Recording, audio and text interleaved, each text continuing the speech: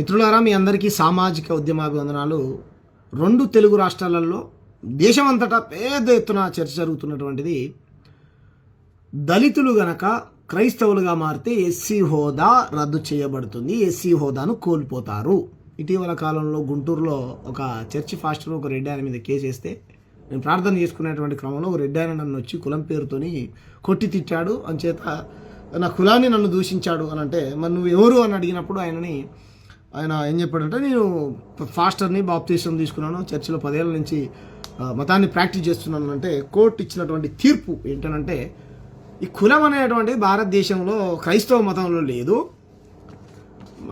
So బౌద్ధ, జైను, సిక్కు లేకపోతే హిందూ మతంలోనే ఇది ఉన్నది కాబట్టి నువ్వు ఎలా అవుతావు ఎస్సీవి, ఇది తప్పుడు అని చెప్పేసి కొట్టేసింది. మరి మీ అందరికీ తెలుసు, అదంతా పెద్ద చర్చ జరుగుతుంది. నేను ఏమంటున్నానంటే, ప్రజాకవి అజయ్ మత్స్యదేవేంద్రన్న గారు ఒక అద్భుతమైనటువంటి పాట రాశారు.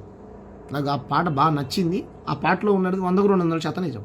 ఈ దేశంలో నువ్వు ఏ మతంలోకి పోయినా నేను కులమే వెంబడిస్తుంది, దాంట్లో కూడా ఆధిపత్యమే. బస్ వాళ్ళు చెప్పేది 100-200% నిజమే. కులాన్ని సృష్టించింది ఇదే మతం కాదని అంటలే, కానీ భారతదేశంలో మాత్రం ప్రతి మతంలో కులం ఉన్నది. నిన్న కృష్ణన్న చెప్పాడు, ఎందుకు మరి బయట దేశాలు అభివృద్ధి చెందినంటే, బయట దేశంలో లేదు, లేకపోయి ఉండొచ్చు బయట దేశంలో, కానీ భారతదేశంలో ప్రతి మతంలో కులం ఉన్నది. ఎలా అనేది మీకు పాటలో పాడి వినిపిస్తా, అందరూ వేసుకోండి. ప్రతి మతంలో కులం ఉన్నది. కాబట్టి మనం నిర్మూలించాల్సింది మతాన్ని కాదు, కులాన్ని. కులాన్నే అది చేసినావు అనుకో, నువ్వు ఏ మతాన్ని స్వీకరించినా మాకు వచ్చినటువంటి అభ్యంతరం ఏం లేదు. కుల వివక్షత ఎవడు ఎదుర్కోడు, సామాజిక ఎవరికి ఉండదు. నువ్వు కింద నేను మీద ఏ మతం మారినను మారదులే ఈ కులం, మానవత్వ విలువలను మరిచిందిలే ప్రతి మతం. కులం ముసుకుపోవాలని మనిషి మతం మారితే, మచ్చుకైన మారలేదు మనోవేద తీరలేదు ఏ మతం. నువ్వు ఏ మతం మారినను మారదులే నీ కులం, మానవత్వ విలువలను మరిచిందిలే ప్రతి మతం. ఫస్ట్ మతం 3000 ఏండ్ల నుండి వేధించిన హైందవం, తల్లడిల్లి విలపిస్తూ బ్రతుకుతుంది బహుజనం. గాయాలను గుండెలోన దాచుకుంటూ ప్రతిదినం, గతి తప్పక గడుపుతుంది నేలపైన జీవితం.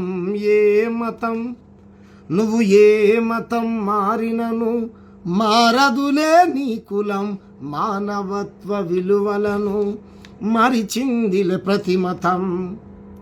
మానవాళిని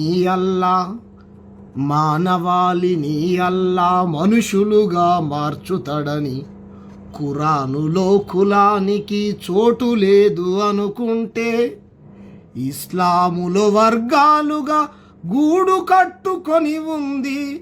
ఫకీరు ముల్లా ఖానుల కలువకుండా చేసింది ఏ మతం. నువ్వు ఏ మతం మారినను మారదులే నీ కులం, మానవత్వ విలువలను మరిచిందిలే ప్రతి మతం. యేసు రక్తమందు కులం మరక కడిగి వేస్తాడని, మనసు మార్చుకొని మనిషి మనుగడ సాగిస్తాడంటే మనల్ని పోతారుగా. యేసు రక్తమందు కులం మరక కడిగి వేస్తాడని, మనసు మార్చుకొని మనిషి మనుగడ సాగిస్తాడంటే, వెలమరెడ్డి